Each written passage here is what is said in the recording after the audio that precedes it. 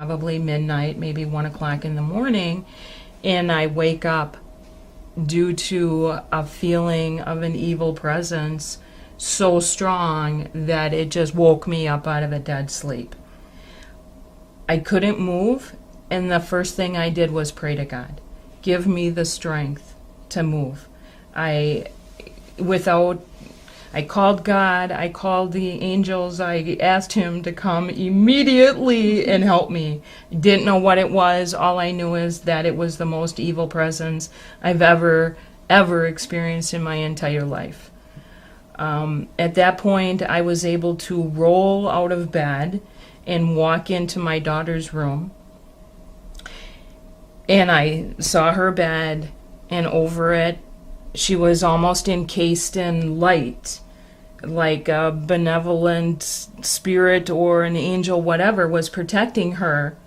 And in the dark, surrounding her bed, were alien beings of different species. There were tall reptile things, there were smaller creatures, and the one closest to me right down here, I reached down and touched it, and they all looked at me instantly, and then they were gone.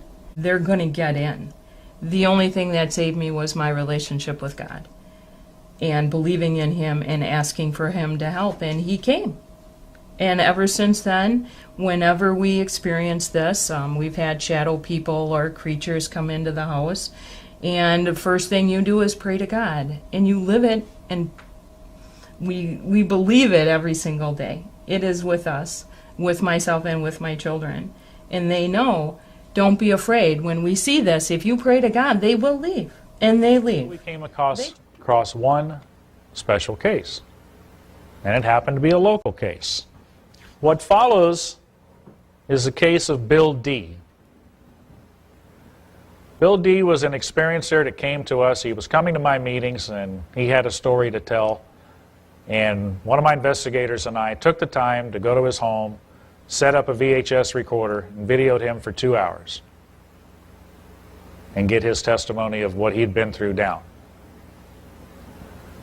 Bill's experience took place in Christmas, Florida, 1976. His abduction started out typically late at night, in bed. Earlier in the evening, he saw some anomalous lights through his living room window over a forest north of his house. He assumed it was a police helicopter searching for drug runners or something.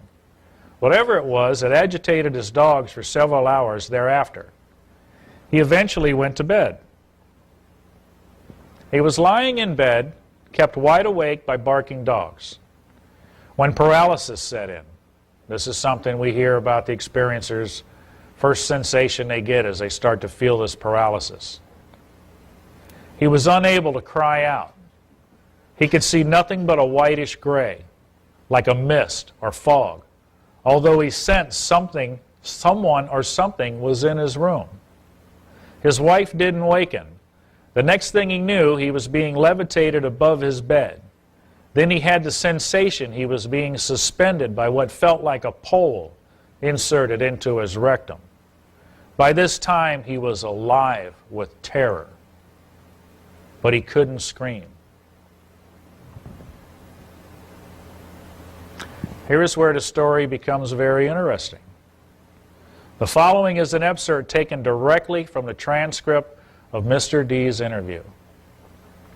I thought I was having a satanic experience, that the devil had gotten a hold of me and had shoved a pole up my rectum and was holding me up in the air. So helpless, I couldn't do anything. I said, "Jesus, Jesus, help me," or "Jesus, Jesus, Jesus." When I did, there was a feeling or a sound or something that either my words I had thought or the words that I had tried to say or whatever had hurt whatever was holding me up in the air on this pole. And I felt like it was withdrawn, and I fell. I hit the bed because it was like I was thrown back in bed. I really can't tell, but when I did, my wife woke up and asked why I was jumping on the bed. She became fearful and prayed frantically for help. She thought to herself, what is all this about? What are they going to do to me? Oh, Jesus, be with me. When I said that, the leader glanced at me quickly, sort of surprised or stunned. I guess he was reading my thoughts, but he seemed to move a little slower. He was wondering what all this was about, because he said, "You'll be all right. Follow us, please." Getting back at me again. I'm just going to pose the question. If what people are dealing with in these encounters are authentic extraterrestrial life forms with superior technology, why would her almost absent-minded expression of the name of Jesus cause the entities to, quote, be surprised or stunned? This begins to lend itself to a spiritual explanation of the phenomena. I'd say, why else would they suddenly, quote, move a little slower? Because the most common accounts of alien abduction involve people who, by all counts, they're taken against their will. They can't move. They can't even scream often. They can't get away no matter how hard they try, right? You're familiar with it by now. Why would such allegedly superior entities, in the transcribed accounts of one of the most famous abductees in history, as soon as she said Jesus, why would they now have to plead with her and say, please, follow us?